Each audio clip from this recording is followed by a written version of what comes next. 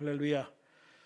오늘 밤에도 주님의 크신 사랑과 은혜와 능력이 함께하는 복된 밤이 되기를 주님의 이름으로 축원합니다.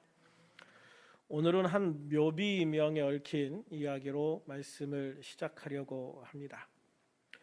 남편이 병으로 세상을 떠난 부인이 5살과 3살 된 아들을 키우기 위해서 철길가에 있는 신발 공장에 취직을 했습니다. 매일 아침 출근할 때 두 아이들을 맡길 곳이 없기 때문에 안고 업고 공장으로 출근해서 공장 안에 조그마한 방에서 놀게 하고 일을 했습니다. 따뜻한 어느 봄날 방 안이 답답하다고 느낀 두 아이들이 엄마 몰래 밖으로 나가서 바로 공장 옆에 있는 철길로 나갔습니다. 철길에서 조약돌 치기도 하고 가위바위보 놀이도 하면서 놀고 있을 때 기차가 철길 위로 달려오고 있었습니다. 누군가 애들이 방이 없다는 말을 하자 엄마는 놀라서 밖으로 뛰어나갔습니다. 그리고 기차가 달려오는 그 철길 위에서 아이들이 놀고 있는 것을 보게 되었습니다. 이 엄마는 쏜살같이 달려가서 두 아들을 철길 밖으로 밀쳐낸 순간 기차가 엄마를 치고 지나갔습니다. 동네 사람들이 그 엄마의 장례식을 치르고 난 후에 두 형제는 고아원으로 보내졌습니다. 그리고 자라서 이 두 아들이 어른이 된 후에 어머니의 무덤에 조그만 묘비를 하나 세우고 다음과 같이 새겨 놓았습니다. 어머니, 우리 어머니, 사랑하는 우리 어머니라고. 그 어머니의 사랑의 결정은 무엇일까요? 두 아들을 키우기 위해 일당 몇백 원을 받으며 일했던 것이 아닙니다. 두 아들을 기르기 위해서 자신이 굶고 아이들 입에 먹을 것을 넣어 주었던 것도 아니었습니다. 기찻길에서 놀고 있던 두 아이의 생명을 건져내고 자신의 목숨을 버렸던 그 사건이 이 어머니의 사랑에 대한 절정이었던 것입니다. 마찬가지로 예수 그리스도의 사랑의 절정은 우리를 위해 십자가에 죽으신 겁니다. 찬송 작사자 하버겔은 찬송가 311장에서 이렇게 고백합니다. 내 너를 위하여 몸 버려 피 흘려 내 죄를 속하여 살 길을 주었다. 너 위에 몸을 주건만 너 무엇 주느냐? 너 위에 몸을 주건만 너 무엇 주느냐? 왜 우리가 주님을 사랑한다고 말해야 합니까? 그것은 주님께서 나를 끝까지 사랑하셨고 또한 지금도 사랑하고 계시기 때문입니다. 오늘 말씀은 그 예수님의 사랑에 대해서 증거하고 있습니다. 같이 읽어볼까요? 시작. 6월절 전에 예수께서 자기가 세상을 떠나 아버지께로 돌아가실 때가 이른 줄 아시고 세상에 있는 자기 사람들을 사랑하시되 끝까지 사랑하시니라. 아멘. 예수님은 이제 구속사역을 완성하시고 승천하실 때가 되었다라고 하는 것을 아셨습니다. 그렇습니다. 예수님이 하늘 보좌를 버리시고 이 땅에 오신 이유는 잘 먹고 큰 권세를 누리거나 행사하기 위해서 오신 것이 아니었습니다. 또 이 땅에서 영원히 살기 위해 오신 것도 아니었습니다. 예수님은 이 땅에 속한 자가 아니셨기 때문입니다. 예수님은 하늘에 속한 분이셨습니다. 그런 예수님이 이 땅에 오신 것은 특별한 목적이 있었기 때문입니다. 바로 세상의 모든 사람들을 구원하시기 위해 십자가 위에서 사람들의 죄를 대신해 죽으시기 위해서 오신 것이었습니다. 이것을 우리는 예수님의 대속의 죽음, 대속의 사역이라고 말합니다. 그러므로 이 구속 사역을 완성할 때가 되었다고 하는 것은 예수님이 십자가 위에서 죽으실 때가 되었다 또는 가까워졌다라고 말하는 것입니다. 예수님이 세상을 떠나 아버지께 돌아가기 위해서는 먼저 십자가에서 죽으시고 다시 부활하시고 승천하시는 과정이 필요합니다. 아무리 예수님이라고 해도 십자가에서 죽을 것을 생각하시면 아마 너무 힘이 드셨을 겁니다. 사람이 죽을 때도요, 총을 맞아 죽는다든가, 총을 맞아 죽으면 총소리를 죽는 사람이 못 듣고 죽는다고 하거든요. 그러니까 정말 순간적으로 죽는 거예요. 고통이 그만큼 적겠죠. 목이 잘리거나 아니면 교수형을 당해도 시간이 그렇게 오래 걸리지 않습니다. 그러나 십자가에 달린다고 하는 것은 보통 하루, 이틀, 3일, 4일을 그 엄청난 고통을 견뎌야 하는 그런 죽음이었습니다. 그래서 십자가에 달린다, 십자가에 못 박혀 죽는다고 하는 것은 어떻게 보면 사람들이 감히 상상할 수 없는 엄청난 고통을 동반하는, 그 긴 시간 그 고통을 견뎌야 하는 죽음이었기 때문에 예수님도 이 십자가 위에서 죽을 것을 생각하면 굉장히 망설여지고 힘드셨던 것 같습니다. 예수님은 한번 하나님 앞에 기도해 보기로 하십니다.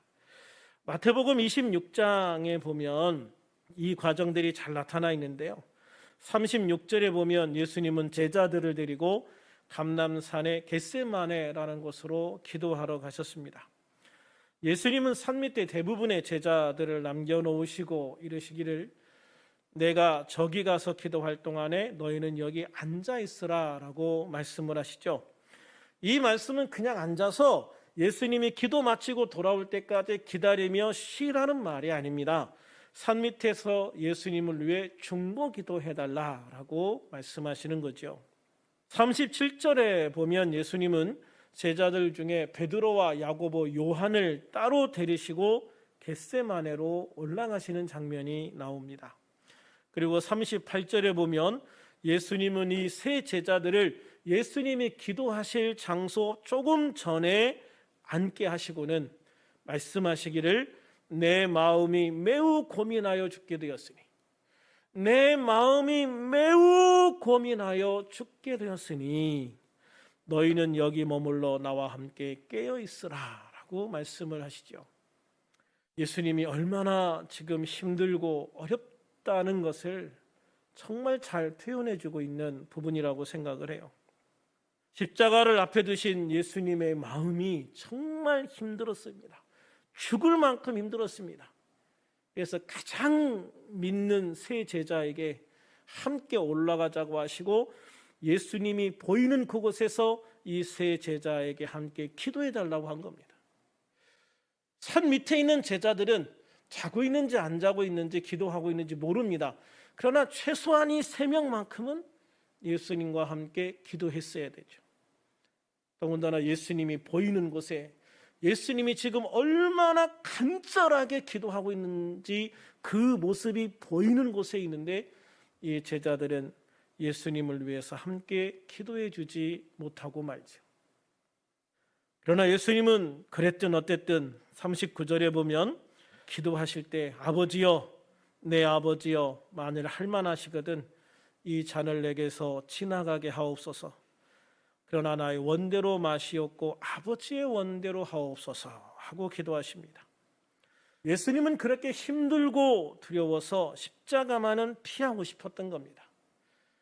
예수님은 사람들을 위해 죽지 않겠다고, 내 사명 감당하지 않겠다고 하나님 앞에 떼를 쓰는 게 아닙니다. 사람들을 위해서 기꺼이 죽을 수는 있으나 십자가라는 형벌이 아닌 다른 죽음을 주실 수는 없는지, 다른 방법으로 죽을 수 있는 길은 없는지 하나님 앞에 기도하고 있는 거라고 생각을 해요.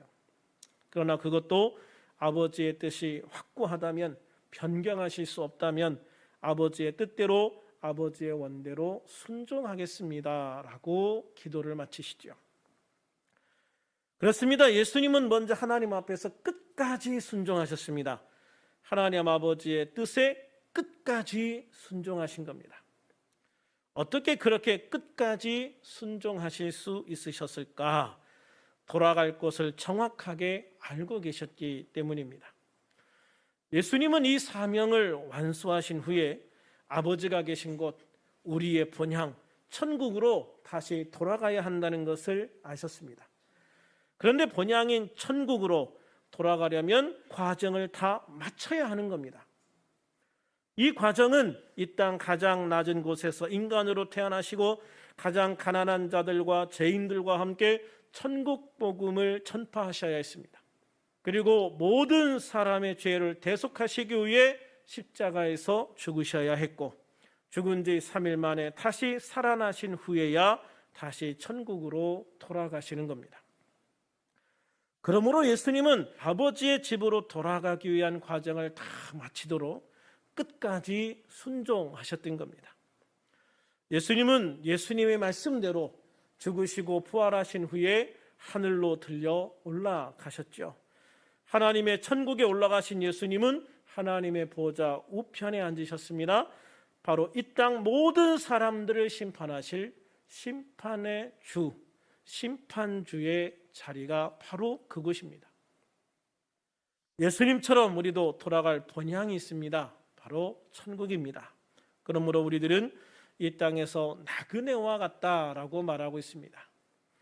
한 나그네가 여행 중에 날이 저물자 대궐처럼 큰 집 앞에서 하룻밤 묵기를 청했습니다.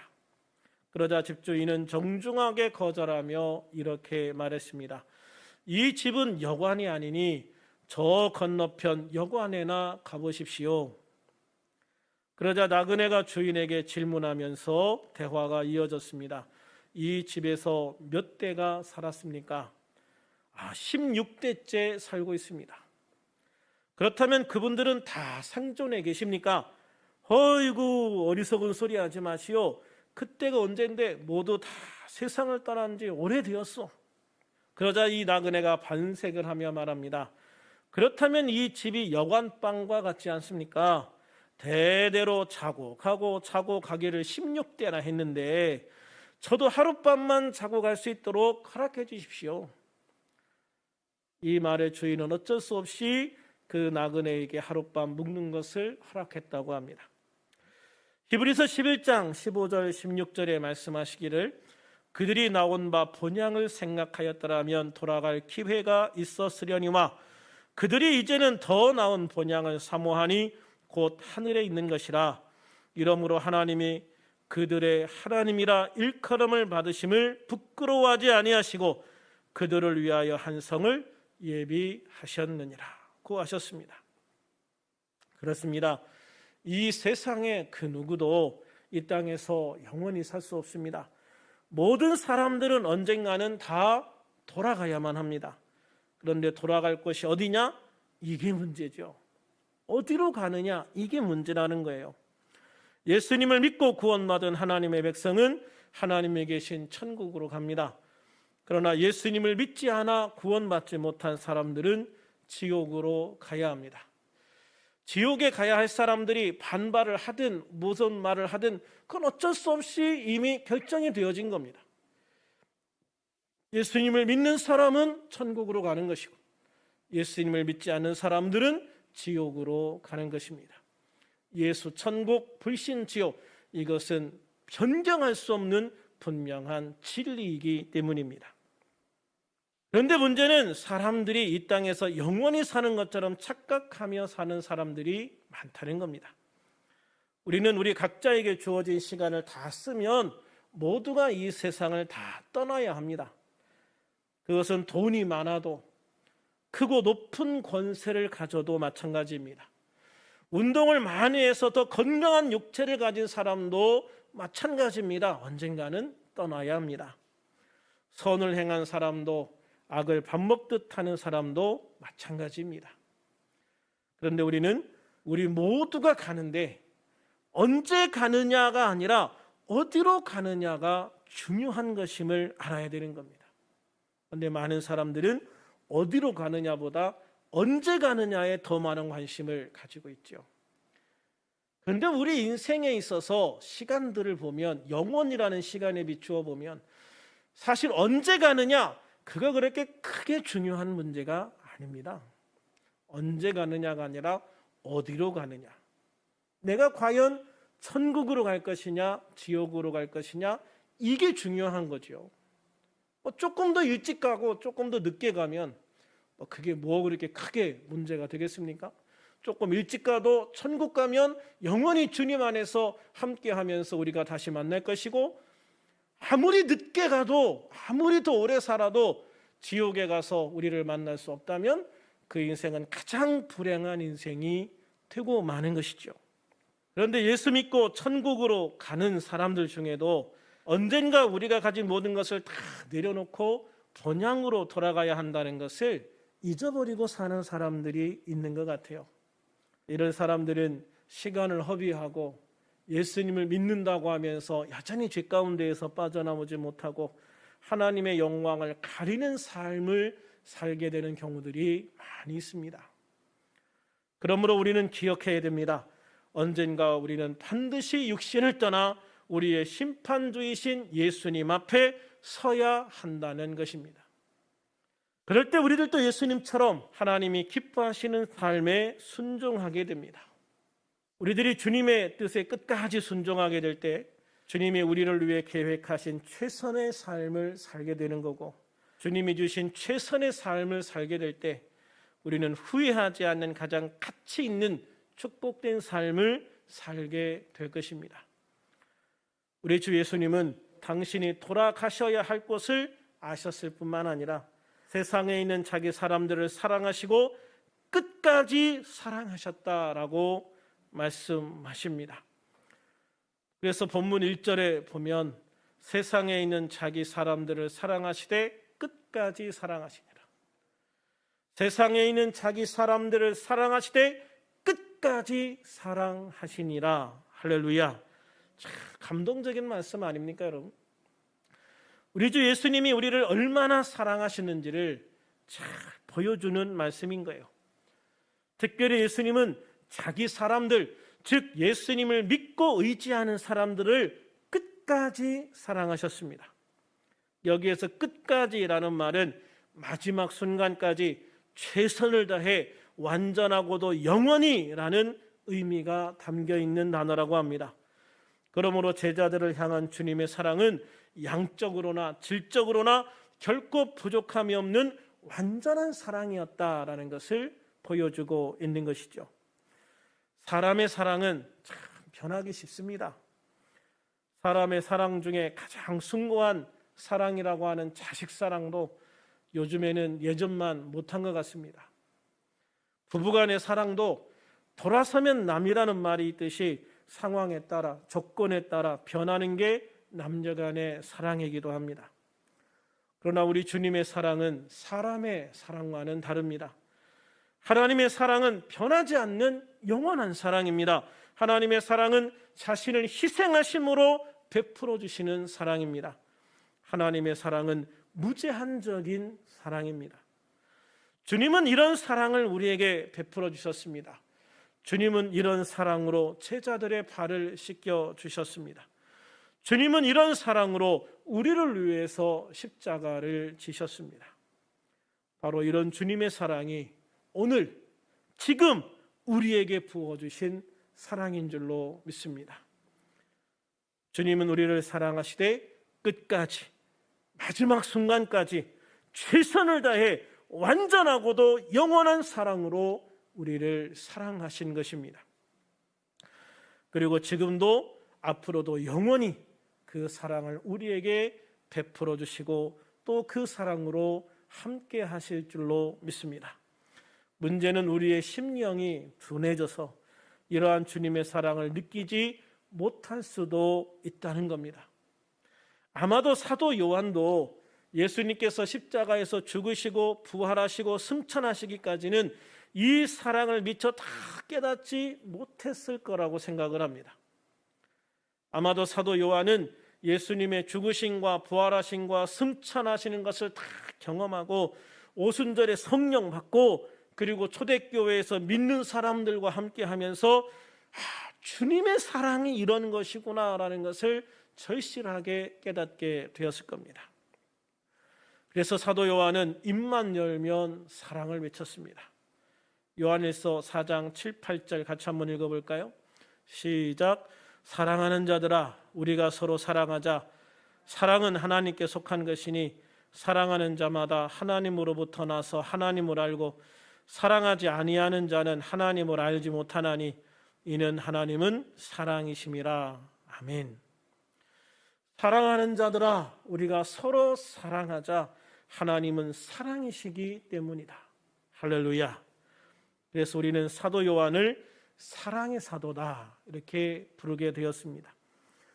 지금 우리들도 어린아이 같은 신앙으로 주님의 사랑을 미처 다 깨닫지 못하고 살아갈 수도 있습니다. 사실 자녀들은 부모의 사랑을 어릴 때는 잘 깨닫지 못합니다.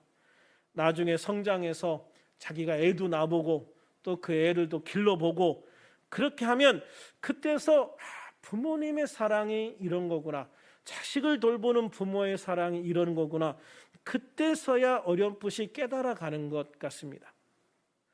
그러므로 우리의 믿음이 성장하면 성장할수록 주님의 사랑이 어떤 것인지를 알게 되고 고백하게 되어지는 것이죠. 주님의 이 사랑은 끝까지 사랑하시는 사랑입니다. 최선을 다해 무조건적으로 영원히 사랑하는 완전한 사랑이십니다. 그러므로 우리들은 어떤 순간에도 두려워하거나 염려하지 않아도 됩니다. 주님은 결코 자기 사람이 잘못되는 것을 보시지 않고 반드시 구원하시기 때문입니다.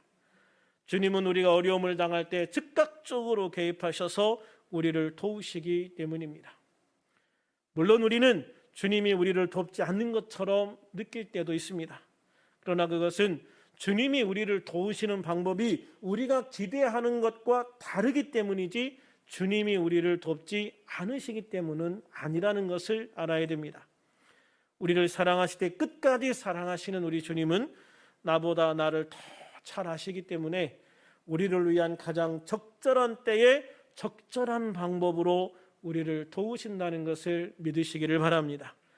그러므로 주님의 그 사랑을 입고 있는 우리는 주님의 사랑을 의심하지 말아야 됩니다. 낙심하지 말아야 합니다. 끝까지 믿고 주님을 바라봐야 됩니다. 끝까지 믿고 주님을 의지해야 합니다. 로마서 8장 35절에서 누가 우리를 그리스도의 사랑에서 끊을 수 있겠느냐라고 말씀하십니다. 37절에서는 이 모든 일에 우리를 사랑하시는 주님으로 말미암아 우리가 넉넉히 이기느니라라고 선포하고 계십니다. 그러므로 힘든 일이 있어도 영과 혼과 욕심과 환경에 연약함이나 문제가 생겨도 내가 도무지 이해할 수 없는 일들이 생겨도 주님이 내 기도를 들어주시지 않으시고 나를 도와주시지 않는 것처럼 느껴질 때에도 우리의 믿음이 흔들리지 않아야 합니다. 나를 끝까지 사랑하시고 나에게 영원한 천국을 허락하신 주님을 믿고 바라보고 소망하면서 끝까지 주님과 함께 승리의 길을 걸어가는 복된 우리들이 다 되어줄 수 있기를 우리 주님의 이름으로 축원합니다. 축원합니다.